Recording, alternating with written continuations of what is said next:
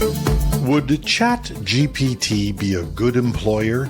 A new take on the blinding pace of technology, and what puts Wikipedia and Pornhub on the same side of a fight with legislators? These are the top tech news stories and more for Tuesday, May the 2nd, 2023. I'm your host, Jim Love, CIO of IT World Canada and Tech News Day in the U.S. Would ChatGPT be a good employer? A company called JobSage that bills itself as an employer review site decided to put it to the test. They prompted ChatGPT to write emails addressing 15 sensitive management scenarios ranging from policy changes to individual situations like drinking on the job or complaints about salary. They had these rated by a legal expert, a human resources expert, and a management expert. And no, they don't walk into a bar. The findings? For 9 of the 15 sensitive management scenarios, 60% were found to be acceptable, and 40% were rated as failures. On average, the report states, ChatGPT performed better when addressing diversity issues, but did worse when addressing compensation or employee performance issues. It did best when addressing issues of sexual harassment and when addressing why a company changed healthcare providers to cut costs. Its weakest performances came about when it responded to concerns about pay equity, of concerns about working harder, or a company's salary freeze despite record payouts to the CEO. But even as these emails got lower marks, none of the responses that I read were as awful as some of the real-world situations we've seen, like Elon Musk's communication with Twitter employees, or Google's termination while a woman was in the hospital giving birth. We will post a link to the study in the text version so you can make up your own mind and see all the results. But here's my favorite of the supposed failures. This one was where the company's CEO had a record salary increase, but the company was freezing everyone else's salary. It reads, in part, "Despite the fact that our CEO recently received a record high compensation due to our stock's performance, we are initiating a freeze on raises and bonuses for the time being. We understand that this may be disappointing news for some of you, and we want to assure you that this decision was not made lightly." Maybe there's a little too much, to use that overworked buzzword, of transparency here. Under the heading of, yeah, we figured that out, a recent report by the CBC in Canada points out that our eyes are not designed to cope with excessive screen time. Staring too long at screens is driving up the rate of myopia, dry eye syndrome, and other vision problems.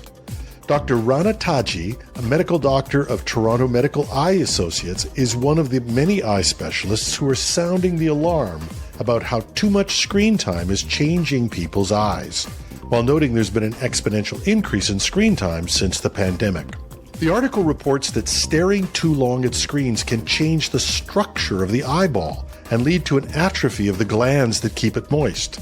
It notes that research is showing that excessive screen time is on the rise, and so are eye disorders such as dry eye and myopia, which are becoming more common and affect more young people. Specialists quoted in the report warn that children are particularly at risk because their eyes are not fully developed. And when our eyes are forced to stare at something too close, both the brain and the eye muscles adjust to cope with close-up vision. But the continual exposure and the squeezing of the muscles can change the shape of the eyeball, especially in children's eyes that are not fully developed. A report from Statistics Canada reported that pre-pandemic screen time at an average of about 3.2 hours a day. But new research from April 2023 shows that screen time is now far in excess of pre-pandemic levels. The study shows that screen time is now far in excess of pre-pandemic levels. The study showed frequent reports of up to 6 to 7 hours per day, with some reporting up to 12.5 hours per day on screens for recreation alone. Continuing on this track, by 2050, more than half the world's population will suffer from myopia, according to the World Health Organization.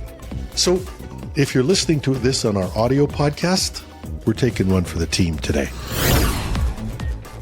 Private AI, that's AI, not private eye, is a provider of data privacy solutions headquartered in Toronto, Canada, and they have a new offering called Private GPT. Private GPT is an AI-powered tool that redacts over 50 types of personally identifiable information, known as PII. It takes these out of the user prompts before sending the prompt information to ChatGPT. It then repopulates the PII in the answers, so the data is protected, but the end user sees no difference in the results. And it does this in 49 languages. It can be toggled on or off, and even turned off entirely if no sensitive information needs to be filtered.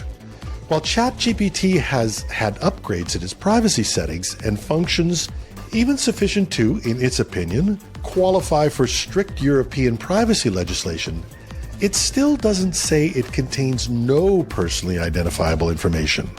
It says it will deal responsibly with this and as prescribed by legislation. And there's always the possibility that safeguards could be bypassed or that flaws in its programming could reveal information. It has happened. So this new solution is totally deployed on the customer's environment so that the data never leaves their systems.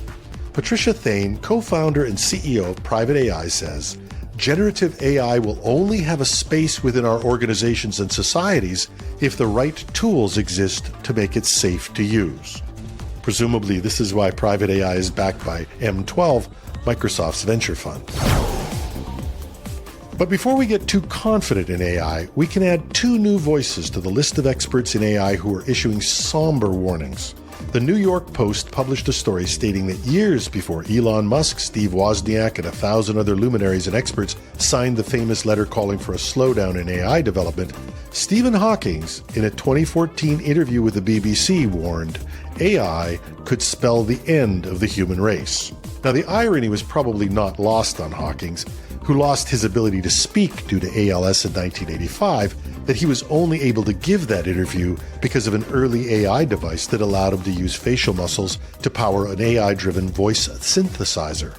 Hawking feared that AI would create systems that rival human intelligence or surpass it, and would take off on its own and redesign itself at an ever-increasing rate. Fast forward to 2023, and another world-renowned expert, Geoffrey Hinton, one of the leading pioneers in the development of artificial intelligence, left his role at Google in part because he wanted to warn about the dangers of AI. Hinton told the New York Times, "It is hard to see how you can prevent the bad actors from using it for bad things." Curiously, Hinton was not one of the 1,000 signatures on the open letter asking for a 6-month pause in AI development.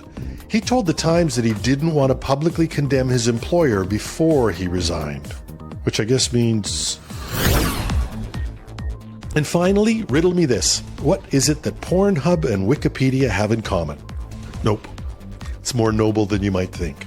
It turns out that both of these, and I'm struggling for the right word, websites, are threatening to hold back their services because of legislation regarding the age at which children can get access to the internet. Neither are opposed to restricting adult content, but it's the way in which the legislation has been enacted that they're finding troubling. Both feel that the legislation in two different jurisdictions requires that they collect too much information about those using their services. Wikipedia's conflict is with the UK regulator. While Wikipedia is not known for adult content, it points out that educational texts and images about sexuality could be misinterpreted as pornography. Now, not only would the legislation force them to collect information they don't want to collect, but they'd have to do a drastic overhaul of their systems.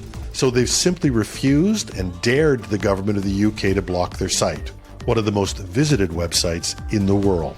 And another of the largest websites in the world, at least in terms of adult content, Pornhub, is now blocking Utah residents from viewing their site in protest of new laws forcing stricter age verification measures. Unlike Wikipedia, Pornhub actively took its site off the air, claiming that they already had measures in place to prevent children from accessing adult content, and claiming that it puts privacy in jeopardy and may promote identity theft.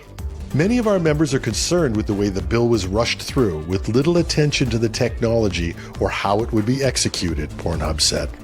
Well, these are obviously two extreme cases. The extraordinary lengths that both companies are prepared to go to does lend credence to the idea that legislators, with all the right intent, may not understand the technology they seek to regulate. And with what's at stake, both in economic terms and, if experts in AI are to be believed, in terms of existential threats, maybe the real concern is not the lack of control of technology, but rather the lack of knowledge for those who seek to control it.